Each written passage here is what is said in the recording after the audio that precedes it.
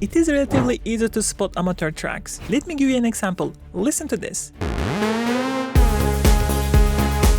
And this. And this. I'm pretty confident more than 90% of you immediately spotted the amateur track. But why? Because of some obvious tells. To help you avoid that, today I'm going to show you 9 things that make your track sound amateur. This will be an important video, so make sure to watch it all. Thin sounding lead, very common mistake when your most important sound sounds thin. The arpeggio, it is the one that gives you the vibe, but since the sound design is bad and thin, it's not able to carry it. Once you have something a bit more stronger, look how this changed the vibe of the track immediately. Everything comes together. Beautiful. Very common mistake avoided. The second most common problem, unbalanced or weird mixing decisions. If I play this one, you will say, okay, this is amateur, obviously. I could take over. Too loud vocals, synths are too quiet, drums are loud. This is obvious, but less obvious but more dangerous mixing decision is this. In this case, we had the wrong mixing decision of bringing the synths to the front rather than vocals. The better mix will be putting the vocals front and creating a space to our vocals on our main sounds by either dynamic mixing, like sidechaining suit to vocals, so we open space for the vocals, and simply balancing the EQ and faders better. Now we know who is the main character. Mixing decisions are always easier if you know what you want to achieve. A short interruption, I am throwing a festival and you can play in it. The festival takes place in Stockholm, Slaghuset, 4th of October. These are our artists. You can either get remote tickets or attend personally, and last 5 tickets for super early birds with 40% discount. And the links are on the description. To understand this problem, first you need to understand this graph. This is most consumer headphones and speakers look like. They will have often a boost on the low end and a boost on the high end. And when you change from, however, studio headphones and speakers, they tend to be quite flat. So what producers do? They compensate it by making really ear-piercing high end. They artificially boost or make the high end so busy, while it is still okay with the flat headphones. When the consumers listen to this in their boosted high-end headphones, it turns into this. And it is ear-piercing. My proof? These 2 loops was literally the most popular hi-hat loop on Splice today. So be careful about your high-end. Try not to overexcite it because it will get excited anyways with consumer headphones or speakers. This is really important. Can you hear what really is wrong with this bass? This could be a bit hard, but let's try it on drums. Can you hear the problem? This is called phasing. When the 2 sounds has reverse polarity, they start to cancel each other and create this phaser flanger-like artifact on the sound. Original bass? Do you hear how snappy and strong it is? When it phases, it turns into this.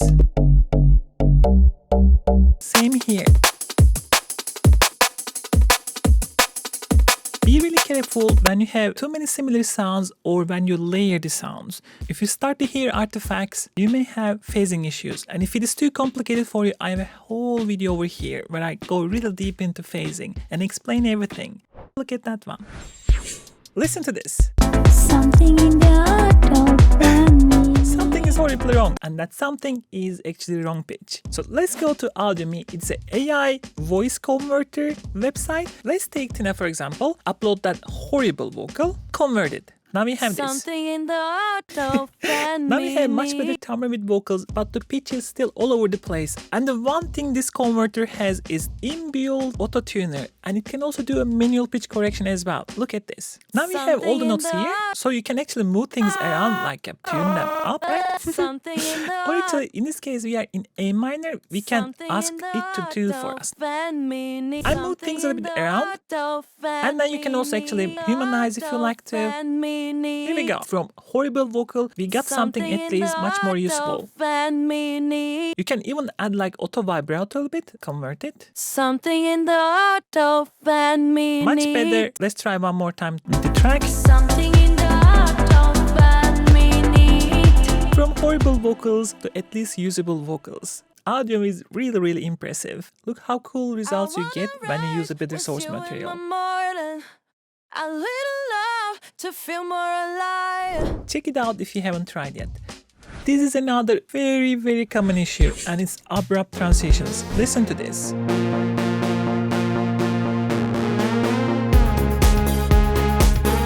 Even though this sounds alright, it's still very abrupt. Like, we haven't had any preparation whatsoever on what to come. You have to emphasize what to come, feel the hype and expectation. To better transition, start clean.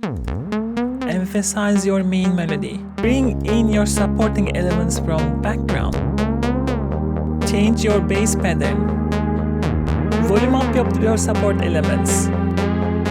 Bring in effects. Bring final drums. Remove everything to emphasize a contrast for your drop.